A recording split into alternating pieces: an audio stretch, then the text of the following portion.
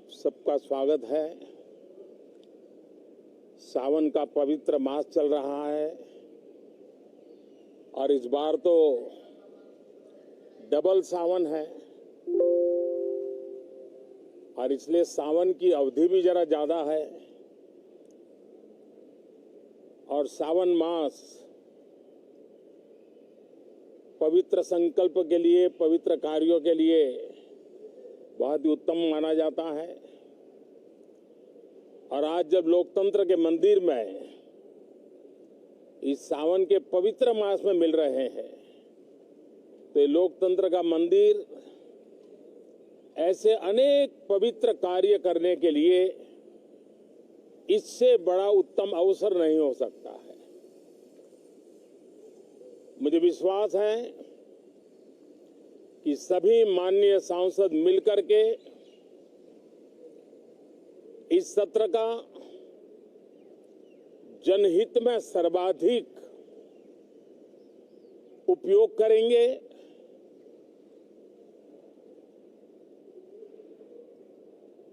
संसद की जो जिम्मेवारी है और संसद में हर सांसद की जो जिम्मेवारी है, ऐसे अनेक कानूनों का बनाना, उसकी विस्तार से चर्चा करना बहुत ही आवश्यक है। और चर्चा जितनी ज्यादा होती है, चर्चा जितनी ज्यादा पैनी होती है, उतना जनहित में दूरगामी परिणाम देने वाले अच्छे निर्णय होते हैं।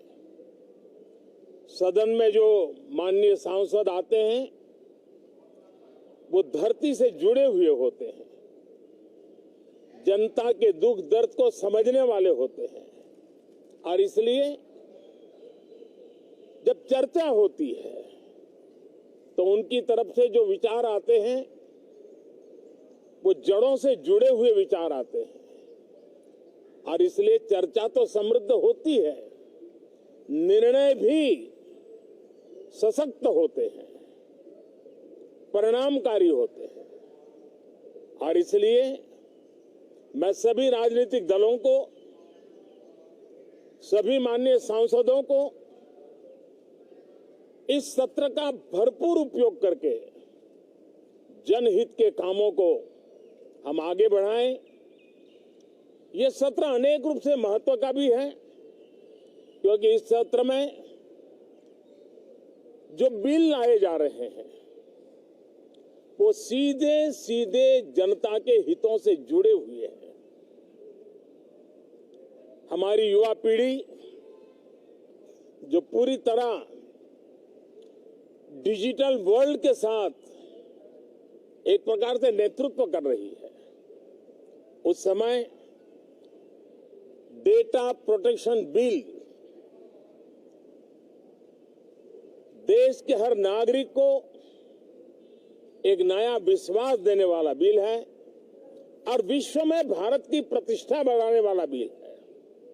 उसी प्रकार से नेशनल रिसर्च फाउंडेशन, ये बिल एनआरएफ नई शिक्षा नीति के संदर्भ में एक बहुत बड़ा अहम कदम है और इसका उपयोग अनुसंधान को बल देना, इनोवेशन को बल देना, रिसर्च को बल देना और हमारी युवा पीढ़ी जो विश्व के अंदर नए उपक्रमों के द्वारा विश्व का नेतृत्व करने का सामर्थ्य रखती है, उनके लिए बड़ा अवसर देकर के आ रही है। जनविश्वास बिल सामान्य मानवीय के प्रति भरोसा करना, अनेक कानूनों को डिक्रिमिनलाइज करना, इस मुहिम को आगे बढ़ाने वाला ये बिल। उसी प्रकार से जो पुराने कानून है उनको खत्म करने के लिए भी एक बिल में प्रावधान किया जा रहा है। हमारे यहाँ सदियों से एक परंपरा रही है कि जब विवाद हो तो संवाद से सुलझाया जाए। मीडिएशन की परंपरा हमारे देश की बहुत सदियों पुरानी है। उसको अब कानूनी आधार देते हुए मीडिएशन बिल लाने की दिशा में इस सत्र का बहुत बड़ा उपयोग है, जो अनेक विवादों से सामान्य मानवीय से लेकर के असामान्य संजोगों को भी मिल बैठ करके सुलझाने का एक मजबूत नींव बनाएगा। इसी प्रकार से डेंटल मिशन को लेकर के एक बिल जो हमारे डेंटल कॉलेजेस के लेकर मेडिकल के छात्रों के लिए एक नई व्यवस्था को आकार देगा। ऐसे अनेक महत्वपूर्ण बिल इस बार इस सत्र में संसद में आ रहे हैं। तब ये जनहित के हैं, ये युवा हित के हैं, ये भारत के उज्जवल भविष्य के लिए हैं। मुझे विश्वास है कि सदन में गंभीरतापूर्वक इन बिलों पर चर्चा करके हम बहुत तेजी से राष्ट्रहित के महत्वपूर्ण कदमों को आगे बढ़ाएंगे। साथियों, आज जब मैं आपके बीच आया हूं, इस लोकतंत्र के मंदिर के पास खड़ा हूं, तब मेरा हृदय पीड़ा से भरा हुआ है, क्रोध से भरा हुआ है। मणिपुर की जो घटना सामने आई है, किसी भी सभ्य समाज के लिए ये शर्मसार करने वाली घटना है। पाप करने वाले, गुनाह करने वाले कितने हैं, कौन है, वो अपनी जगह पे है, लेकिन बेइज्जती पूरे देश की हो रही है। 140 करोड़ देशवासियों को शर्मसार होना पड़ रहा है।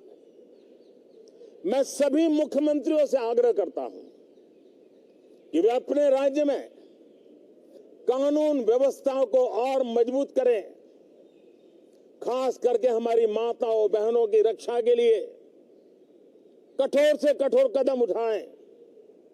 घटना चाहे राजस्थान की हो, घटना चाहे छत्तीसगढ़ की हो, घटना चाहे मणिपुर की हो, इस देश में, हिंदुस्तान के किसी भी कोने में, किसी भी की राज्य सरकार में राजनीतिक वाद विवाद से ऊपर उठ करके कानून व्यवस्था का महात्म्य, नारी का सम्मान, और मैं देशवासियों को विश्वास दिलाना चाहता हूं, किसी भी गुनहगार को बख्शा नहीं जाएगा।